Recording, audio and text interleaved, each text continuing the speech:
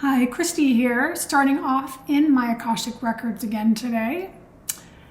Thought I would launch with the word polarization because that is so much of what's going on in politics today. And one of my viewers made a comment like, it's so hard when family members, she didn't use the word estranged, but when, family members are not of the same perspective, shall we say. So of course there's that identity piece of like, I am this and I've always been this and I always shall be this.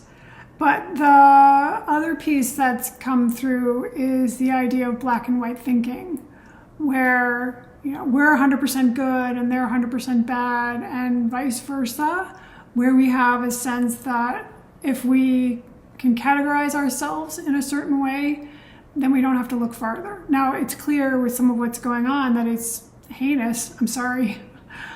And that to me is pretty black and white. But there's a way in which we aren't necessarily, on both sides, not necessarily looking at, inspecting, inquiring, being curious as to whether we're in present time with what we really believe and what's really true for us. So, of course, there's a lot of stuff in here about misinformation and misdirection. We are persuadable beings. This is what they're saying. Like, we can be misled, we can be misdirected, we can believe falsehoods, we can convince ourselves of things that aren't true. I mean, that's very classic for people who are in an abusive relationship and the abuser comes back and says, I've changed, or I want to change, it's going to be different from now on, which we want to believe the good. We want to believe what's good in people, and therein lies part of the problem. So the other thing that's coming through is the idea of groupthink. So where we kind of travel in a pack. It's well known that rioting only occurs when there's enough people that we can lose our individual responsibility. You don't have a riot of one. So this group think, this way in which we change when we're like, well, everybody else is doing this, or everybody else is thinking this, or I'm part of this larger group for which I have this certain identity, and what they're doing, I'm doing, and what I'm doing, they're doing. And there's this, they're showing people marching in unison, just following what's been handed to them. And some of the marching is Nazi, like how they back in the day said, I'm just following orders. The point at which we stop examining our own personal responsibility and our own sovereignty and give it over to someone else. Now, there could be many reasons for that, some of which are at a survival level, some of which are, many of which are fear-based, but it's this idea of we've lost our ability to tune into what really matters to us. And I think that's so much of where the polarization comes in. There's a dampening down or a muting of shared values.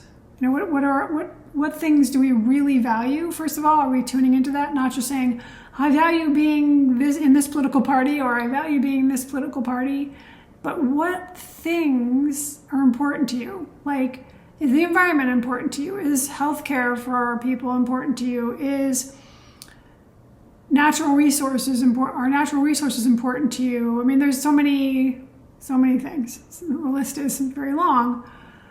But what do we have in common with people kind of gets lost in the mix. And along those same lines, when we interact as individuals, we tend to be able to see each other more clearly than when we interact with a block that's become sort of a nebulous, unapproachable, walled-in, predefined way of being in the world. You'll hear people talk about, I was a racist until I got to know somebody who really was of that race. For example, that someone will say, I really was biased against black people, and then I got to know this person. And that's kind of how it starts when we open ourselves to seeing the humanity in one person and working from there. You know, there's not a lot of humanity in separating parents and children of immigrants. There's my bias. Happy to have it.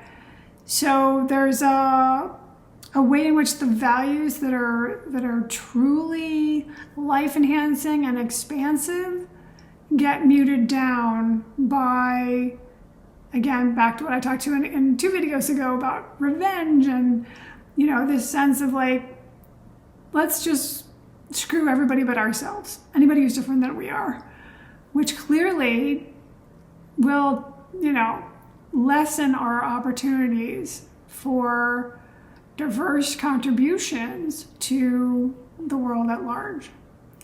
So let me just look here again at the polarization piece and sort of swing back around to how do we address polarization? How do we calm it? How do we move through it? How do we make it work for us and not against us, per se? And let me just see.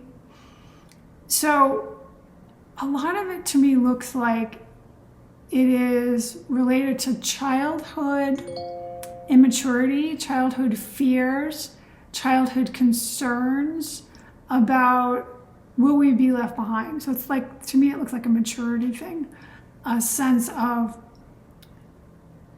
if I do not do what I am told to do, will I be abandoned? And there's some of that immature following of authority when I look in here that can lead to these polarized perspectives. And we are kind of lazy in a way, kind of like to do things the easy way. That's the way we humans are. That's why habits get ingrained. It just makes us more efficient and allows us to do things more effectively. Instead of like, is this what I really want to be doing? Is this really how I want to be in the world? Can I see a new view? All right. I hope that exploration's been helpful for you. I'd love to hear in the comments below if you have any reaction to what I've shared. And I look forward to seeing you in the next video. In the meantime, please go be brilliant.